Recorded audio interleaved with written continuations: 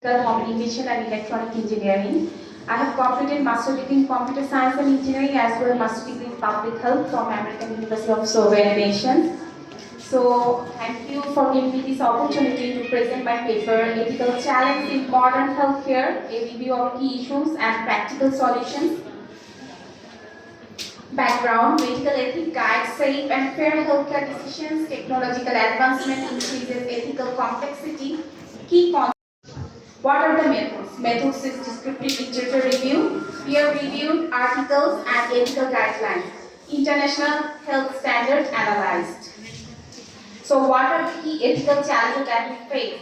Basically the confidentiality, risks of data breaches with digital record, informed consent, patients lack full of understanding, end of life care, which is actually complex decision making, resource allocation, limited medical resources. Here I have shown one bar graph that shows the confidentiality,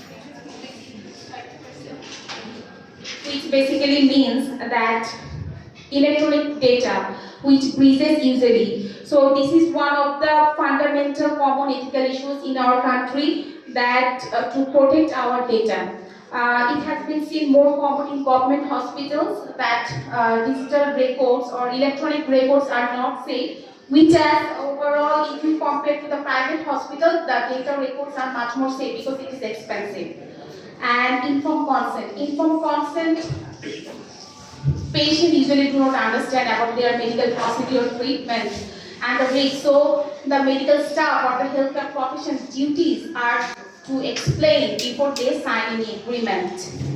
End of life care, well, this is one also ethical dilemmas of end of life care, like the patients would like to go to the life support or terminal illness or any decision making. So end of life care frequencies as well showing very much that 50%. And again, resource allocation. In our country, resource allocation is one of the major factors. Resource allocation is very low. As for an example, medical staff, medical equipments, organs, and many more. So resource allocation should be increased, and the government should have an eye on this sector.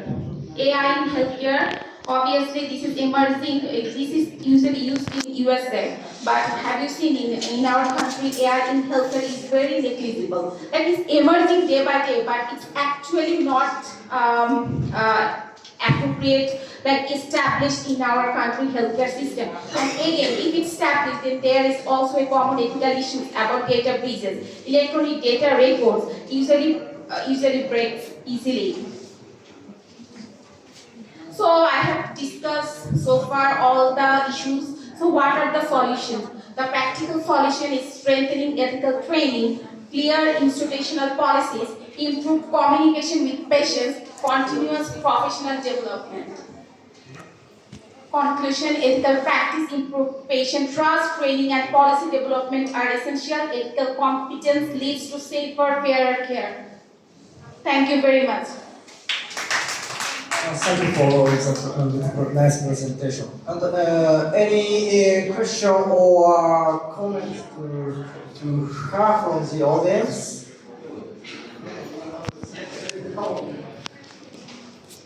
Thank you. When you compare the healthcare issues in Bangladesh to when you lived in the UK, what's the major difference, do you think? A problem in the UK that exists, that doesn't exist here, and a problem in Bangladesh that doesn't exist in the UK? Well, it is very nice question. While I was in UK, it was totally free for me, though I was an international student. But unfortunately, in here in government hospitals, I usually do not go to the government hospital because it's a long queue. If you think I do not know. So being in the private hospital, if I do visit in the private hospital, is very expensive. So, and when I was in UK, obviously the university for the international students, all the healthcare was free, except for the I think dental, like dental we do need to pay. Then again we can claim for the services and fees. What about the finance problem? Yeah. For example, other issues, healthcare? Well, there are many issues. There are many issues like the UK's hospitals are much more organized. Like where do we have to go? It has already been given us instruction, like where to go. First we go to the GP. GP let us know where we have to move. But in government, like in our country, it's kind of complex. You do not know which doctor is best. So you go to one doctor, then if you do not find solution, it's not improving, then we move to another doctor. So this is how it actually, like it's totally depend on us. But when I was in UK, they usually used to direct us, like where do I have to go, which doctor is best for us, they usually to give us the direction. So thank you.